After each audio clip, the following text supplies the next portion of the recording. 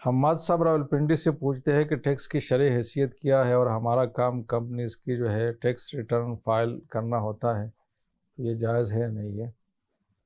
مختصراً عرض یہ ہے کہ ابتداء میں جب اسلامی حکومت قائم ہوئی تو اسلامی حکومت کی جو ذمہ داریاں ہے، اس کے جو عملی کام ہے، جس میں رفاہ عامہ کے تمام کام شامل ہے، تعلیم کا انتظام کرنا، راستوں کو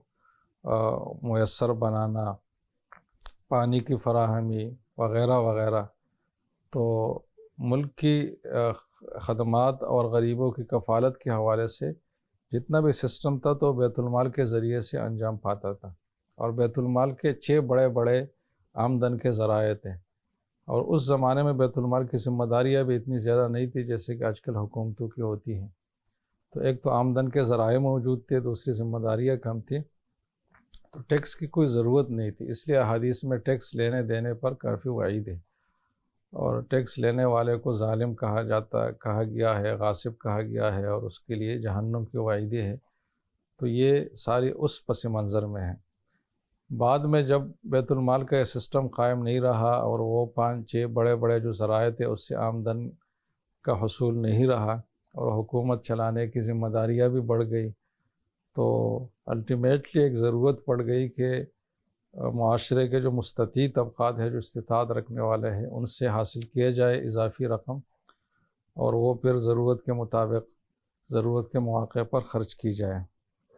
تو اس لیے پھر فقہاء نے 2-3 شرائط کے ساتھ ٹیکس لگانے کی اجازت دے دی۔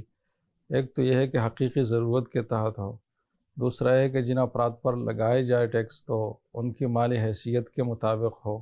بہت زیادہ نہ ہو جو ان کے لیے ناقابل برداشت ہو، اور تیسری یہ ہے کہ ٹیکس کی رقم کو صحیح مصارف پر خرچ کیا جائے، اس کو ذاتی عیاشیوں پر اور خرد برد پر خرچ نہ کیا جائے۔ تو اب یہ بات ہمیشہ ڈیبیٹیبل ہر صورت میں رہتی ہے کہ ٹیکس جو ابھی لاگو ہے یہ عادلانہ شرع ہے یا ظالمانہ ہے، اور ٹیکس جو وصول کی جائے گی تو وہ صحیح مصارف پر خرچ ہوگی یا نہیں ہوگی، اور ایک عام آدمی جو ہے اس کا فیصلہ نہیں کر سکتا، اس کے پاس ایسے ذرائع نہیں ہے کہ جس کو یقینی علم حاصل ہو۔ لہٰذا فتویٰ یہ دیا جاتا ہے کہ آج کے زمانے میں ٹیکس لگانا حکومت کے لیے جائز بھی ہے، کیونکہ اس کے بغیر نظام مملکت نہیں چل سکتا، اور جتنی ٹیکس حکومت نے لگائی ہے تو اس پورے کی ادائیگی لازم ہے۔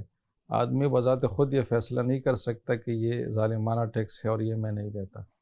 کیونکہ عین ممکن ہے کہ وہ حقیقی شرح ہو ٹیکس کی۔ البتہ اگر اپنی استطاعت سے زیادہ ہے اور اس کے بعد اس کو آمدن ہوتی نہیں ہے، بہت کم ہوتی ہے، تو اس حد تک تو یہ کمی کر سکتا ہے، لیکن بالکل ٹیکس سے اپنے آپ کو بچائے اس سب بہانے کہ یہ شرح ظالمانہ ہے یا صحیح مصارف پر خرچ نہیں ہوتا، تو یہ ایک عام آدمی کے فیصلے کی چیز نہیں۔ یہ عام آدمی کے لیے حکم یہ ہے کہ وہ ٹیکس کی ادائیگی کرے۔ باقی حکام کی ذمہ داریاں ہے کہ ان کو صحیح مصارف پر خرچ کرے اور صحیح مینٹین رکھے اس کو،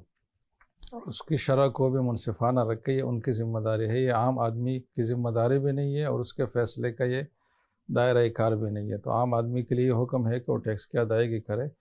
اور ٹیکس لگانا ایسی ضرورت کے موقع پر جائز بھی ہے، اس میں کوئی حرج کی بات نہیں ہے۔